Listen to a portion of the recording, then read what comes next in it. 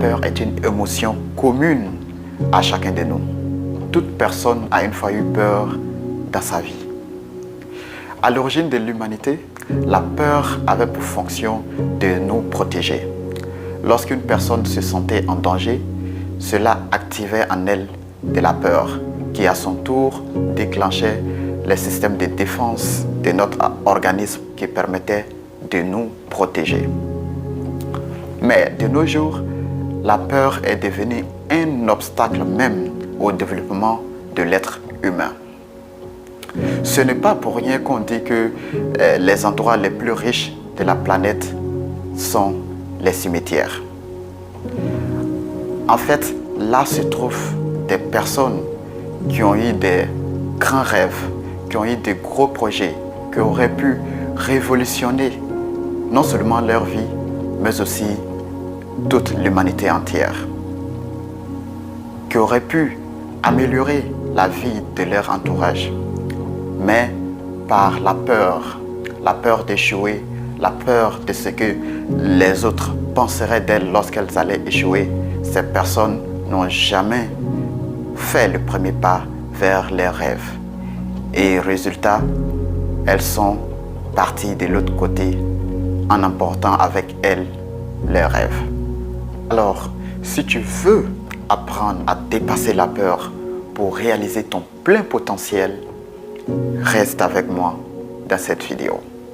Let's go!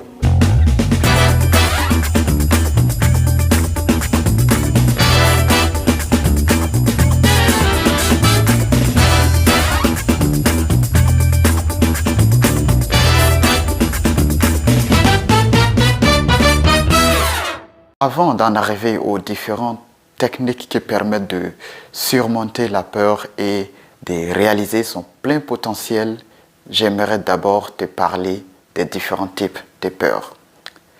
En réalité, il en existe plusieurs, mais citons en guise d'exemple la claustrophobie, la peur d'être dans un endroit clos, la glossophobie, la peur de parler en public, la zoophobie, la peur des animaux, l'aérophobie, la peur des avions et bien sûr, celle qui est au centre de notre vidéo, la tichéphobie, la peur de l'échec.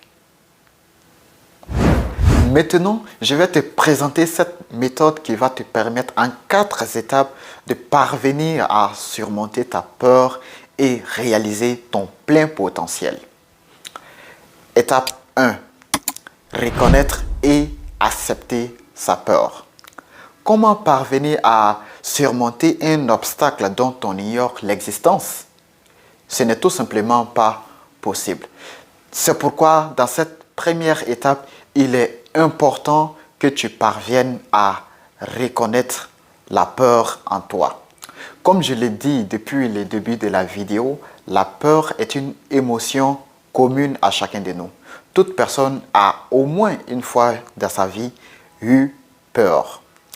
Donc, il est important que tu reconnaisses à l'intérieur de toi-même que tu as peur lorsque tu as peur.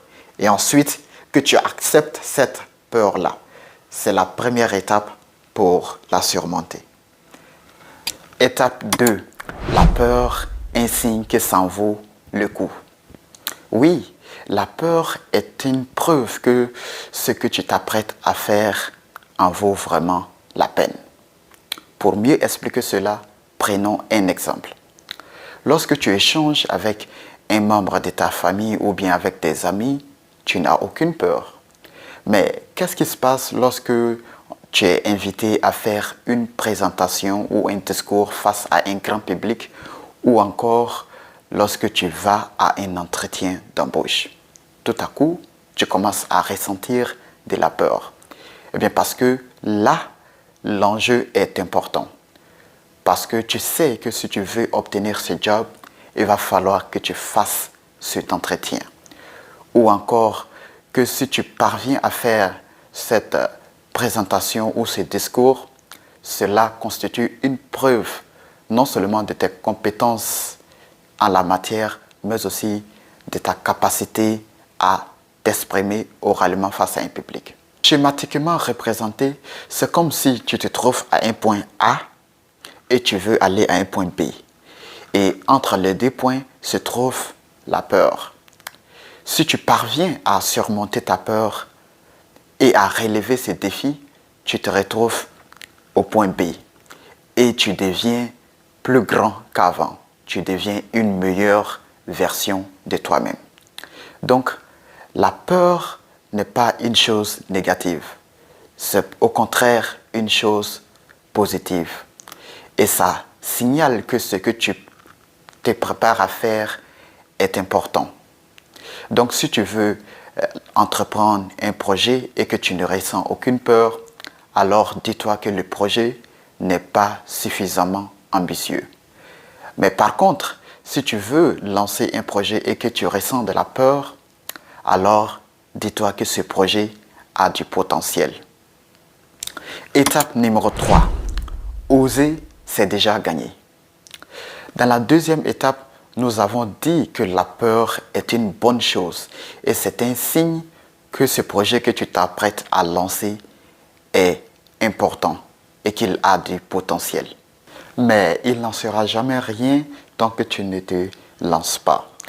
Dans cette phase, ce qu'il est important de retenir, c'est que si tu as un projet, le plus important, c'est de commencer. Bien sûr que tu dois te préparer en amont, mais il ne faudrait pas que ta peur de l'échec te fasse tomber dans un piège aussi grave que la peur. Je parle du piège de la procrastination. Procrastiner, c'est toujours remettre à plus tard ce qu'on a prévu faire, sous prétexte qu'on n'est pas encore prêt. Mais ce qu'on oublie, et comme j'ai souvent l'habitude de le dire, c'est que on n'est jamais assez prêt pour être prêt. C'est-à-dire que lorsque on est pris dans la bulle de la procrastination, tu trouveras toujours par-ci ou par-là un petit truc qui, selon toi, n'est pas suffisamment au point. Et tu utiliseras cela comme une excuse pour repousser encore ta date de lancement. La procrastination est très dangereuse. Dans le meilleur des cas, elle te fera perdre énormément de temps et nous savons que le temps est une ressource rare et très précieuse. Et dans le pire des cas, ton projet ne verra tout simplement jamais le jour parce que tu resteras à toujours repousser jusqu'à ce qu'il soit trop tard. Alors, fais attention pour ne pas que ta peur d'échouer te fasse tomber dans la procrastination. Si tu as un projet, réunis les fondamentaux, c'est-à-dire ce qui est vraiment nécessaire au bon fonctionnement de ton projet. Et dès lors que ces fondamentaux sont réunis, lance-toi. Car comme le disait un homme sage, le plus grand échec, c'est de ne pas avoir le courage d'oser. Et pour conclure, je dirais tout simplement que le plus important, c'est de commencer, c'est de faire le premier pas et le reste va suivre. Maintenant, nous arrivons à la quatrième et dernière étape de cette méthode pour arriver à surmonter la peur de l'échec. C'est pour moi la plus importante de toutes et en quelque sorte, on peut dire qu'elle résume et inclut toutes les étapes qu'on a vues jusqu'à présent. Je l'ai intitulé « L'échec fait partie du processus vers la réussite ». Eh bien, la plupart des gens pensent que lorsque tu entreprends un projet, il y a deux issues. Soit tu réussis ton projet, soit tu échoues. Donc, deux droites en quelque sorte, ou bien deux résultats différents. Eh bien, cette perception est tout simplement fausse. En réalité, l'échec constitue, comme je l'ai dit tantôt, une étape vers le processus de la réussite. D'ailleurs, dans ce sens, Winston Churchill, ancien Premier ministre britannique, disait ceci: « Le succès, c'est d'aller d'échec en échec sans perdre son enthousiasme. » Et tous les entrepreneurs qui ont bâti des entreprises à succès sont passés par l'échec. L'un des exemples les plus palpables de nos jours est celui d'Elon Musk. En 2002, lorsqu'il a créé sa compagnie spatiale SpaceX, avec pour objectif de réutiliser les fusées, il n'a fait qu'engranger les échecs les uns après les autres. Mais cela ne l'a pas découragé. Au contraire, il a continué jusqu'à ce qu'il réussisse son premier vol. Et aujourd'hui, il est parmi les hommes les plus riches de la planète.